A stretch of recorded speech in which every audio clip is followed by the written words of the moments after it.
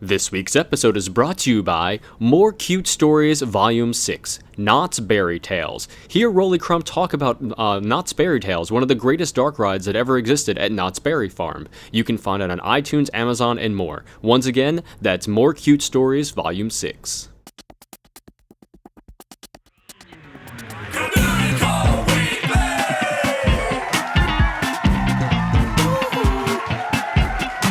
Communicore Weekly. Come on and get geeky with Bible rap boats and five-legged goats. Communicore Weekly. You might catch a freaking. You waited all week. I'm sure you already know that it's the greatest online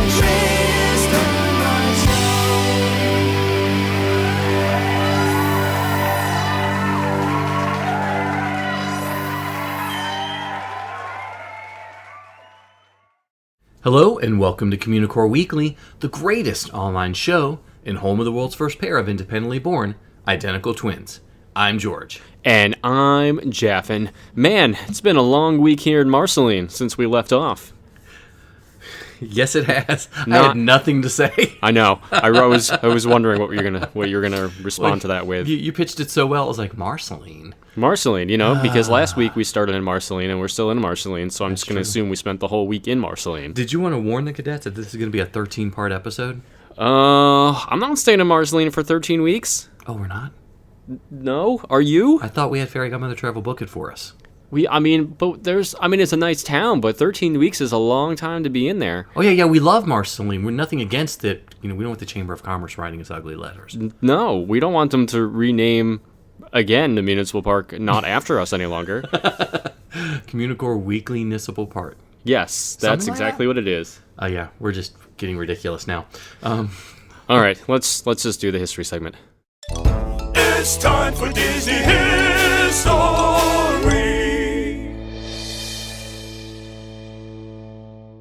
Last week in episode 227, we looked at Walt's childhood in Marceline. Now, let's take a look at when he came back later on in his life.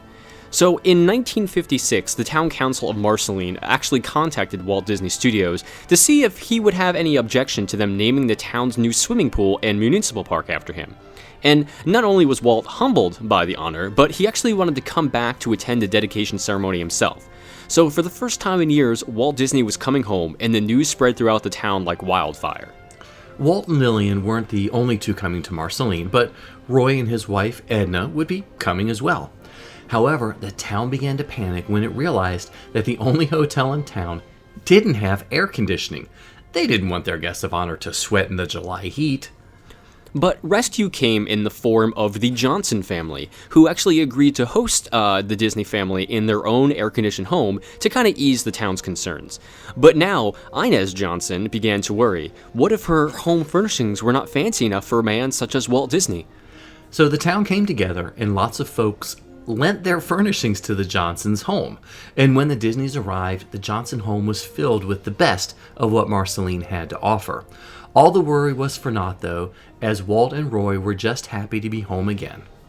And the brothers didn't want anyone to treat them any differently. They wanted to be those boys from Missouri again, and relished in the fact that they were able to visit all their old haunts, like the fishing creek, the farmhouse, and of course, the dreaming tree. And although Walt was the honoree of the event, he did not come back home empty-handed. He arranged for the Midwestern premiere of The Great Locomotive Chase to be held at Marceline's Uptown Theater. The day of the premiere was crazy, as all the kids in town flooded the theater, packing 2 or 3 to a seat to see the film. So, just before the movie started, Walt got up and he delivered this heartfelt speech to everyone in attendance. And he said, "I lived in Marceline. My best memories are the years I spent here. You children are very lucky to live here." And kind of in response, the children sang the Mickey Mouse Club March in return, which was kind of no small feat since the show actually didn't air in Marceline at the time. They actually learned all the lyrics just for this occasion, and Walt was pretty much just delighted to hear it. And the 1956 trip home was such a success that the town wanted to come up with more ways to honor their favorite son. So just 4 years later, in 1960, Walt was invited back for the dedication for the Walt Disney Elementary School. This time, Walt wanted to add a touch of his own flair to the process, so he sent his artist Bob Moore to create several murals of Disney characters on the walls of the school.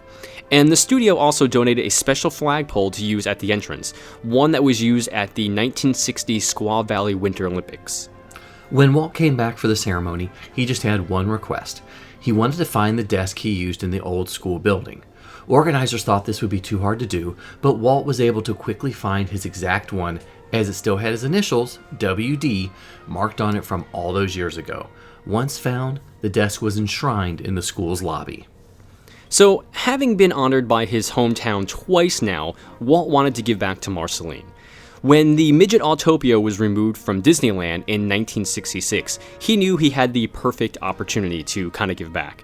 Because the cars were too small for adults, they were actually perfect for the children of Marceline. WED Enterprises sent word that the cars would be sent there, and that they would also install the rides track at the municipal park. For the third time, a dedication ceremony was planned, but this time, Walt had to decline attendance due to a nagging cough. Though they didn't know it at the time, Walt would unfortunately never return to Marceline again because he was actually in the final months of his life. His passing in 1966 was mourned worldwide, but few places mourned him like Marceline did. And though his passing was tragic, it kind of spurred the town to do one final act in his honor, and they started a campaign to have a stamp commemorate his life. While this honor is usually reserved for someone dead longer than 10 years, the United States Post Office granted an exception for Walt. Marceline won this honor over other cities like Chicago and LA and was granted this special stamp. And while he may have passed, Marceline never stopped celebrating their favorite son. In September 2001, they planned a special 100th birthday celebration for Walt. Unfortunately, 9/11 struck and caused many travel plans to be canceled. And while organizers considered canceling the entire event, they ultimately decided not to after an outpouring of support all over the world to go on with it came in. The entire event went off without a hitch, with friends, family, and fans coming together to celebrate all that Walt stood for. And out of this event came something that the residents wanted to celebrate, the life of Walt on a more permanent basis, the Walt Disney Hometown Museum. This museum is a treasure trove of Disney family history, and was no easy task to make that museum happen, but the folks of Marceline were dedicated to making it happen, and they made it work. And two of their volunteers even drove a trailer to Oregon to pick up relics from Ruth Disney for one of the displays. So the museum is an amazing place, to see Walt's formative years in Marceline and just how much it meant to him. Even Diane Disney Miller didn't realize he only spent 4 years there. She thought he'd live there forever, considering how much he talked about it. And, the museum is really awesome, too, when, we stopped off when we were moving out to California. It was a cool little place. Yeah, it's something that's on my bucket list to hit. But I've got to find, are there any good roller coasters in the area? I think you may be a little bit disappointed with that one. Just a little bit. So, well, we want to know what you think. If you had a chance to visit the Walt Disney Hometown Museum or Marceline, the Dreaming Tree, or maybe hunt down some of that old Autopia track, give us a call on the Communicore Weekly Goat line at 424-785-4628. That's 424-785-GOAT. He's a nerd, he's a geek, but we all like to hear him speak. So listen up to the words from his speech. It's George's Book of the Week. Disney has recently released Disney Facts Revealed, Answers to Fans' Curious Questions by Dave Smith. Now, most cadets should be very familiar with Dave Smith. He actually began the Disney Archives in 1970 and served as the chief archivist until his retirement in 2010. And he is the chief archivist emeritus, which means he actually holds that title as an honor, and he can sort of do whatever he wants to. That's pretty cool. But Dave is a very popular speaker at Disney and fan events, and he sometimes offers the D23 tours of the archives himself. Dave is also the author of several must-have books, like the series of Disney encyclopedias A to Z, and one of my favorites, Disney, The First 100 Years. So Dave has also been writing the Ask Dave columns that have appeared in several Disney magazines like the Disney Magazine and the Disney Channel Magazine and on the D23 website. And the column first appeared in 1983, and Dave has been answering questions nonstop since then. And this is Dave's second book of Ask Dave. The Disney trivia from the vaults, Secret Revealed and Questions Answered, that book was released in 2012. And this release covers more of the questions that have been featured on the D23 website over the past few years. Did Walt Disney like meatballs? I'll look and get back to you on that. Actually, they do answer what was Walt's favorite food. Somebody asked Dave. And he talks about the Walt's chili and liking pork and beans and stuff like that. So well, there goes my being snarky out the window. And with we your didn't facts. even plant that one, did we? No. Man. Okay, so regardless, this isn't a book that you're going to want to read cover to cover, although I did because that's my job. It's really meant for the Disney fan that wants to spend a few minutes reading up on, different Disney trivia questions and learning a lot about the Disney company, in smaller bite-sized chunks. That being said, it's still fun to sit down and think about the questions before reading Dave's responses. Sometimes you might know the answer, and sometimes you might be surprised, and even Dave has sometimes responded with, nobody knows what's going on. At least he's honest. At least he's honest. So there's no index to the book, and frankly, it would be impossible because it's just a list of questions and answers. But Dave has broken the book into a handful of chapters of various length. Like there's stuff on the animated features, Disneyland, live action film, merchandise and collectibles, music, publications, television, Walt Disney himself, and a few on Walt Disney Imagineering, as well as Walt Disney World. And he does cover all the times that people write in and say, hey, Dave, how do I become an Imagineer? And it's the same answer. Dave, Just what time is the 3 o'clock parade? He said he had no idea. Oh, man. Yeah, he just said he had no idea. So it's, there are plenty of questions and answers to keep the Disney nerd satisfied. Like the first title, Disney Facts Revealed has another 1,100 questions or so. And it's amazing to think that Dave has answered this many questions and spent time hunting down the answers. Not only did Dave rely on his own encyclopedic knowledge, but he reached out to other experts in the company like Imagineers, producers, artists, and other archivists. And this is a hard book to classify, but I think it's one that most Disney fans, most casual Disney fans, are really going to enjoy. Especially fans of Walt Disney World that might not be as familiar with the film or television aspects of the company itself. So overall, I think people are going to like it, especially if you love trivia. It's a great title to pick up. And it's called Disney Facts Revealed, Answers to Fans' Curious Questions by Dave Smith. If it's a legend that you seek, come on and take a peek at the window of the week. This week's window is located in Disneyland Paris, and it reads, Kitty Hawk Bicycle Shop, closed, flight testing. So Kitty Hawk is actually not a reference to a person, but rather a place. Kitty Hawk, North Carolina is where the Wright brothers tested gliders before designing the first powered aircraft.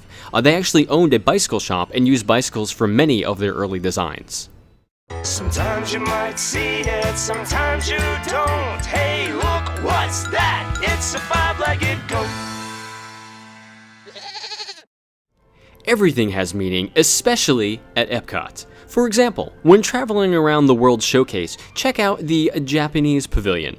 Now, there's actually a pagoda that towers over the area at 5 stories tall. And each one of these stories represent one of the elements the Buddhists believe make up everything in the universe. And in ascending order, they are earth, water, fire, wind, and sky. Wow, that's really interesting because none of those have ever been prizes that we've given away. No, they haven't been. Though, now that you say it, we could put dirt in a box and send it to someone. Yeah, we could send some air. I mean Would it that would be be wind or empty, sky, but it's though? special. Now I'm thinking of Fifth Element. Well done. Well Yeah, done. exactly. Great. So that segue to get into our Year of a Million or So Limited Time Cadets weekly prize winner went downhill as soon as we brought Bruce Willis into the picture. I don't know, man. I really like that movie. I think Yeah, it kind of that's went one of my uphill. favorite ones. That's one of my favorite ones, though. Multipass. Yeah. Multipass. I hope people get that reference. They do. So, it is that time of the show where we've got to give away our weekly prize to a lucky cadet. And all you have to do is email communicoreweekly@gmail.com. Give us your name, address, and birthday so you too can be part of this weekly prize drawing. Yay. You got a couple of weeks left, guys. I You're know. almost there. It's getting scary, so Almost there. take Okay. it away, Jeff. So this week's winner is getting a Communicore Weekly prize pack, and that winner is none other than Tracy B from Chicago, Illinois. Wow. Hooray, Tracy Yay. B. I hope it's not snowing in Chicago right now. Is it? Wait, But it it's could be, like... because maybe somebody's listening to it like in another 8 months or so. And it is. Oh, okay, I guess that makes sense. Then it might be. Yeah, But who like knows? right now, time of recording, it should not be snowing. I hope not, but who knows? Who knows? No, who knows? Who knows? So, okay, guys, well, we've made it to the end of another thrilling episode of Communicore Weekly. We have. I don't know what how to respond to that. Exactly. I was like, Yeah. huh? Anyway, however you get the show, if you get us on iTunes, be sure to give us a rating on there, or if you're watching it on YouTube, leave a comment. We'd love to hear from you. Yep, and you can always email us at communicoreweekly@gmail.com. And you can always like us on Facebook at facebook.com/Communicore Weekly. And follow us both on Twitter, Instagram, and Periscope. I'm at Imaginerding. He's at Jeff Heimbuck. You can also give us a call on the Communicore Weekly Goat line at 424-785-4628. And make sure to visit the Communa store at communicoreweekly.com, where you can pick up some incredible Communicore Weekly t-shirts. And there's still plenty of time to get your official cadet membership card or Communicore Weekly sticker. All you have to do is send a self-addressed stamped envelope to Communicore Weekly, P.O. Box 432, Orange, California, 92856. And visit patreon.com/Communicore Weekly to see how you too can support the greatest online show. And for Jeff Heimbuck, I'm George Taylor. And for George Taylor, I'm Jeff Heimbuck. So, whoa, what is happening? Wow. Thanks so much for listening, guys and gals. That's what I meant to say. We'll see you next time on Communicore Weekly, the greatest online show.